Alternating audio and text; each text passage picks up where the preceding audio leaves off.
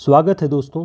Channel को subscribe कर लें और आज हम सभी हिंदी साहित्य के आदिकाल के अंतर्गत अमीर खुसरो के बारे में बनने वाले सभी प्रश्नों पर दृष्टि डालेंगे। यहाँ हमने अमीर खुसरो के ऊपर बनने वाले सारे प्रश्नों का कलेक्शन किया हुआ है जो आपके लिए बहुत ही उपयोगी हो सकता है। तो शुरुआत करते हैं। खड़ी बोली में सर्वप्रथम रचना करने वाले कवि कौन हैं?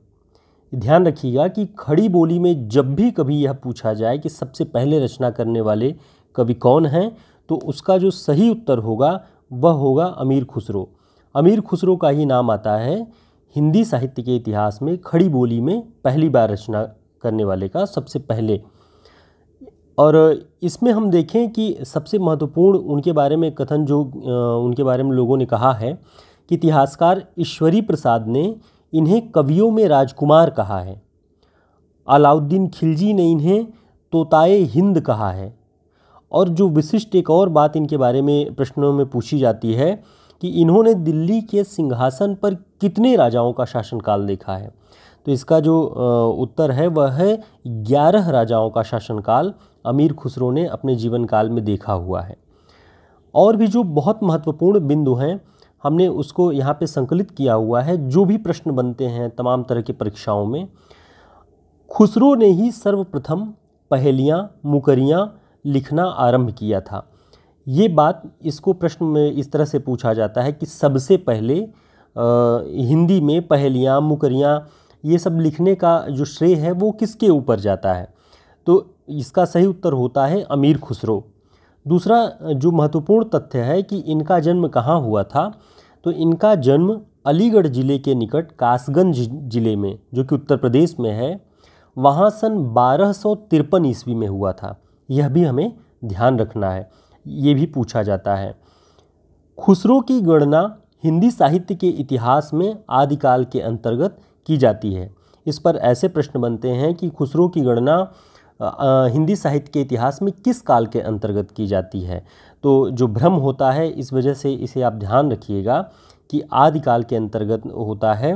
दरअसल ये आदिकाल के अंतिम समय में जो बहुत ही महत्वपूर्ण कवि हैं उनमें इनका नाम आता है कि आदिकाल की समाप्ति की बेला में खुसरो ही सबसे प्रसिद्ध कवि थे। इनके बारे में आचार्य रामचंद्र शुक्ल जी के कथन को भी देखना बहुत ही ज़रूरी होता है कि खुसरो के बारे में शुक्ल जी ने लिखा है कि खुसरो का लक्ष्य जनता का मनोरंजन था, कबीर पर कबीर धर्मोपदेशक थे। यानी जब कबीर और खुसरो की तुलना से जुड़ा हुआ कोई वाक्य आए कि यह कथन किसका है, तो आप ध्यान रखिएगा कि आपको आचार्य रामचंद्र शुक्ल पर टिक करना है। तो खुसरो का लक्ष्य शुक्ल जी मानते हैं कि जनता का मनोरंजन था, लेकिन कबीर धर्मोपदेशक थे। दूसरी महत्वपूर्ण पंक्ति खुसरो के बारे में जो मिलती है आचार्य रामचंद्र शुक्ल की किताब में कि कबीर की अपेक्षा खुसरो का ध्यान बोलचाल की भाषा की ओर अधिक था। आप दूसरे इस सेंटेंस में भी देखेंगे तो कबीर और खुसरो की ही तुलना करके शुक्ल जी ने इस बात को कहा है।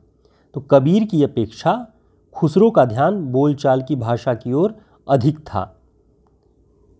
आदिकाल में खड़ी बोली को काव्य भाषा के रूप में प्रयोग करने वाले खुसरो पहले कवि थे।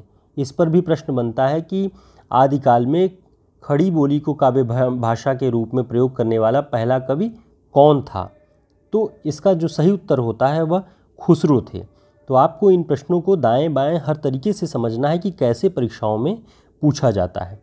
अच्छा, इनकी महत्वपूर्ण जो पंक्तियाँ प्रचलित हैं जो हमें अक्सर सुनाई दी जाती हैं या किताबों में जिक्र आता है, वह है जेहाली मिस्की मुकुंदगा फुल दुराए नैना बनाए बतियाँ। ये जो पंक्ति है ये बहुत ही प्रसिद्ध है खुसरो की। और अन्य जो पंक्तियाँ प्रसिद्ध हैं उसमें आप देख सकते हैं कि मोरा जोबना नवेलरा भयो गुलाल, और दूसरा जो बहुत ही महत्वपूर्ण है, मैं हिंदुस्तान की तूती हूँ।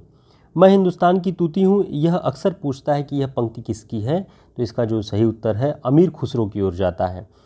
और इनकी जो रचनाएं हैं उनमें हम यहाँ पे केवल खालिक बारी का जिक्र कर रहे हैं। और खालिक बारी में विशिष्टता उसकी यह है कि यह फ़ारसी, अरबी और हिंदी का कोश है। आपको यह ध्यान रखना है कि यह किससे संबंधित है, तो ज़्यादातर हम कभी अगर इस तरह का प्रश्न आता है तो हम पहेलियाँ, मुकरियाँ, दो सुखने इस टाइप की चीज़ों पे टिक कर देते हैं कि पहेलियाँ संकलित होंगी, क्योंकि वो ज़्यादातर इन्हीं चीज़ों के लिए जाने जाते हैं। लेकिन खालिक बारी फ़ारसी, अरबी और हिंदी का एक समृद्ध कोश है जिसे अमीर खुसरो ने लिखा। तो आपने देखा कि अमीर खुसरो पर जो ये महत्वपूर्ण तथ्य हैं, इन्हीं तथ्यों के आधार पर अलग अलग परीक्षाओं में प्रश्न बनाए जाते हैं। तो आपको इन सारे महत्वपूर्ण बिंदुओं को ध्यान में रखना है और इन्हें तैयार करना है। धन्यवाद।